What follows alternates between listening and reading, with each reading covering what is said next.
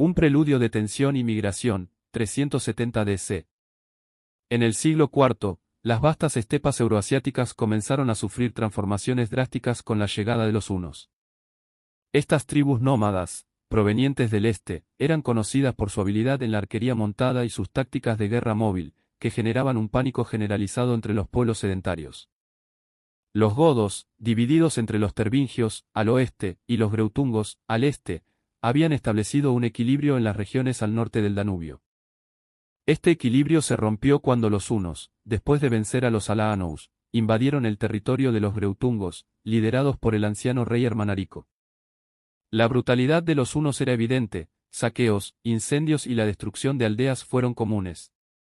Las noticias del ataque rápidamente se extendieron, causando que los tervingios comenzaran a prepararse para lo que parecía ser una inevitable invasión. Suscríbanse para no perderse más vídeos sobre la historia de los hunos.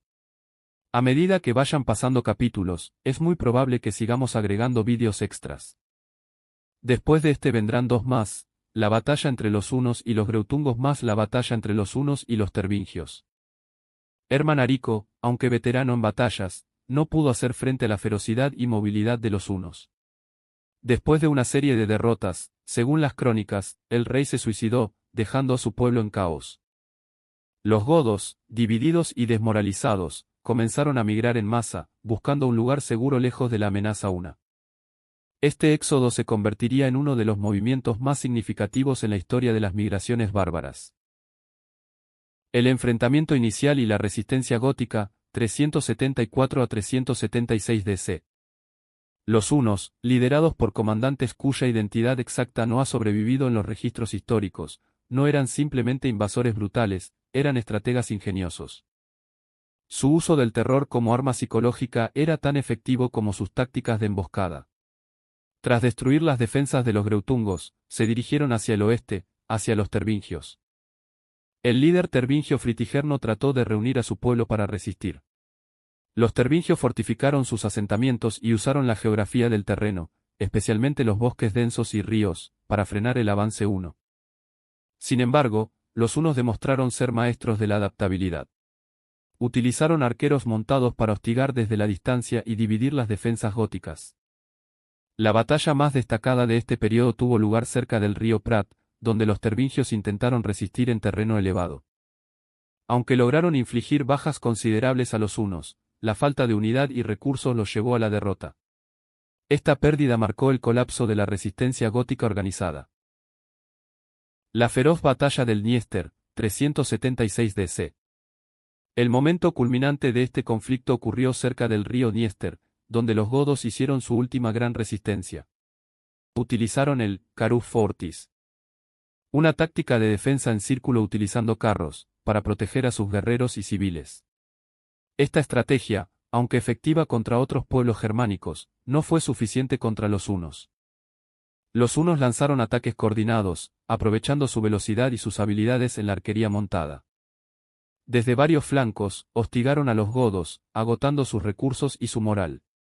Al final, los hunos rompieron el círculo defensivo, masacrando a muchos y obligando a los sobrevivientes a huir. A pesar de su derrota, los godos lucharon con valentía, dejando claro que no eran un enemigo fácil. Muchos hunos murieron en esta batalla, y aunque salieron victoriosos, las bajas infligidas por los godos demostraron que su espíritu de lucha no había sido quebrantado completamente. El desenlace, migración y consecuencias, 376 a 378 DC. Con su derrota, los godos se vieron obligados a cruzar el Danubio y buscar asilo dentro del Imperio Romano. Este movimiento tuvo un impacto significativo en la historia romana, ya que la presencia gótica en territorio imperial provocó tensiones culturales y políticas, que eventualmente culminaron en la batalla de Adrianópolis en 378 DC, donde los godos derrotaron a las legiones romanas. Para los hunos, la victoria sobre los godos marcó el comienzo de su dominio en Europa del Este. Consolidaron su control sobre las estepas y sentaron las bases para futuras campañas, que expandirían aún más su influencia bajo líderes como Atila. Impacto cultural y legado. Esta batalla no fue simplemente un enfrentamiento militar, sino un punto de inflexión que cambió el panorama político y cultural de Europa. Los hunos demostraron el poder de las tácticas nómadas frente a las estrategias tradicionales de los pueblos sedentarios. Por otro lado, los godos, aunque derrotados, continuaron siendo una fuerza importante, desempeñando un papel crucial en la eventual caída del Imperio Romano de Occidente. Si te ha sorprendido, no olvides darle like y suscribirte al canal para más vídeos sobre los momentos más impactantes de la historia y los detalles de las batallas mencionadas. ¿Te gustaría saber más sobre los hunos y Atila el azote de Dios? Déjanos un comentario y dinos qué tema te gustaría ver a continuación.